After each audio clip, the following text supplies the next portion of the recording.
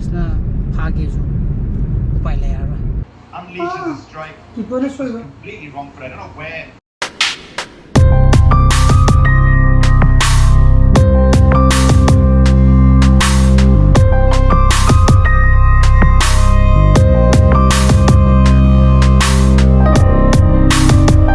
Good morning guys, welcome back to my channel.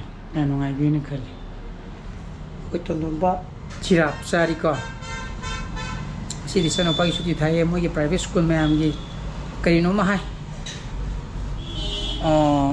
Kaino ma hai mo ge madu ge foundation hai bra foundation din natte. Madu ge maram wala ga suti thare ko.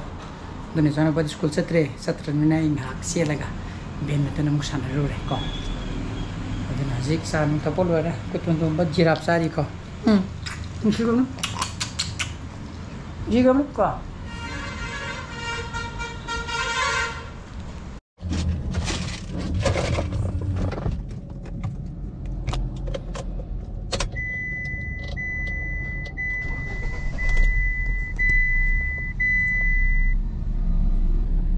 Thapa kamta khaidu gi ko mayam ngam daba ko ngong magi ai khajik tang oroju blog thagal ke nai honaram do taw khan khanna to bangam daba poram khakti ngonda sum leiri ngasi hore nungdang tha kada blog se ngarang pung tum raida edit toram gena khalli hetangam de ko 와바는 강대 엄마는 강대 뭐지 근데 복스 기다려 불러 가갈래 콜로도 야트래 나는 이스티도 코도 콜로도 파잖아 딱 그래 주는 콜로이 하나 링가 레가다부터 어떤 허지게 이 와리도 어떤 남들 마당 히타 여러 파이다 에도 만남남에 마닝다 그노 주야오부도 피파 da loi thoma gadi ren nena ta na dum to boya ga da to ko dan hore mo gim na ma madu mo editing to do boya ki kana gre si gi mai si gi sunscreen ai ga si na pi ji piece mari da pa chama ga yang khai flipkart gi ko da ai gi di si je mai si o bo je si da मागी section दो याव बने तो section दो मांग रहे तो साने खरा थिएटर था में दोनों मिंजेन जे तब ना पुल डाउन तो रोज़ यारे बको असों मजू यारे तब ना ये ना तो उतरी को याम खाना करे मतलब विजिबिलिटी जो करे मनुष्य 70% अब घूमते रहते ना को वही दी थम्मे देना मतलब कोई के ट्रैफिक पुलिस ना भागे जो उपाय ले यार भागे तो जो थला और नौफो कर लो रे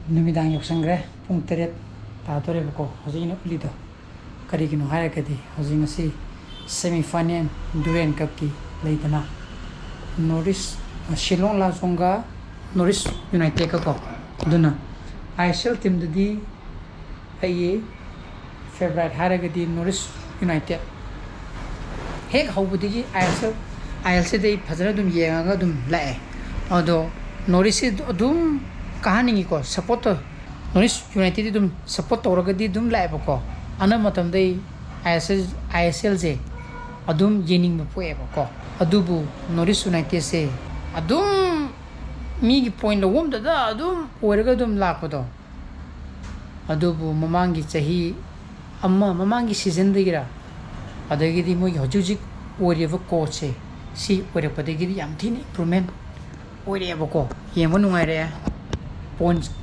पॉइंट्स टेबल दा टॉप त लाक्सले याम थिन फजा खलेबको अदुना येजिक पोंग तेरे लाक्तोनेबको अदु येंगिने लुमिने ngarang gi blog de ko tondo ma pak yai yawra morai ko majeti yawning baina tondo ma ji gam pa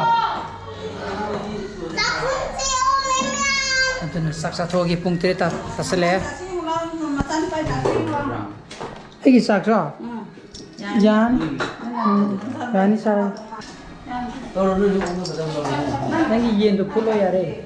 Kuji sagi. Ha. Ngori thong ira. Jadi sabi yani kuji.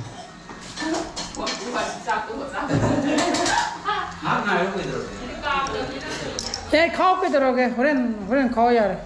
Yang sana pagi perijan. Katra. Ada yen kerang ngori tu nama. Pasal di ngai ngamor. Pasal di ngai ngamor cak cak thod ni. Dia cak je lah.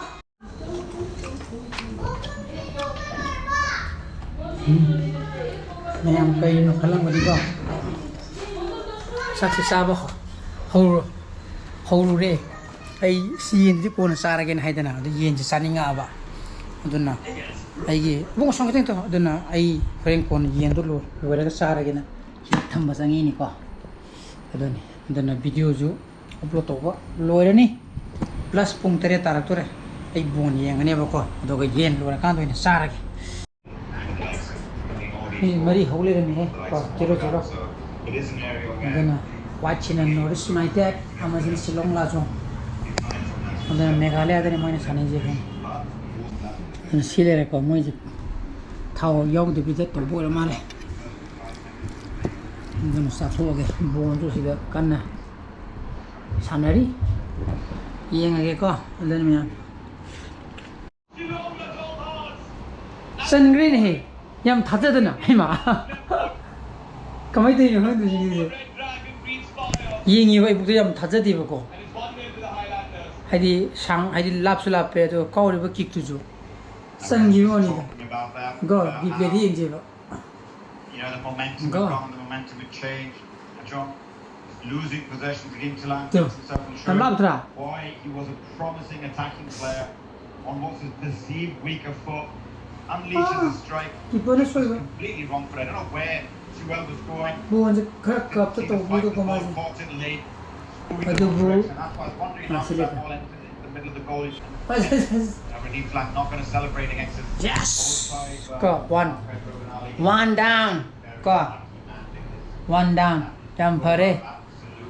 The ball possession thing side di keno na silong la jong na khara pasana di sana ba uye ba kong sai khara hor pa kan di khara mo ne khara laksha laga attacking the khara sani the 102 ta ka chanjal di yare among su mo sangi to we ju as kiteng he adana me ya football ko Norris United ne ka gre 1-0 da adana Sunday na ti hayeng East Bengal ga kari keno diamond keno ma abni ne maduga hayeng semi final eri ko maduga akabutuka coming August ki tarik kunlum doi Saturday night ta final dan amo yeng darage ko Norris United ki support ta adan mayam enga si blog di matang to senjarage ai blog pam to ga di like to be more share to bio ano viewers may be subscribe to be more kon channel so please be safe and be healthy. Bye bye, good night.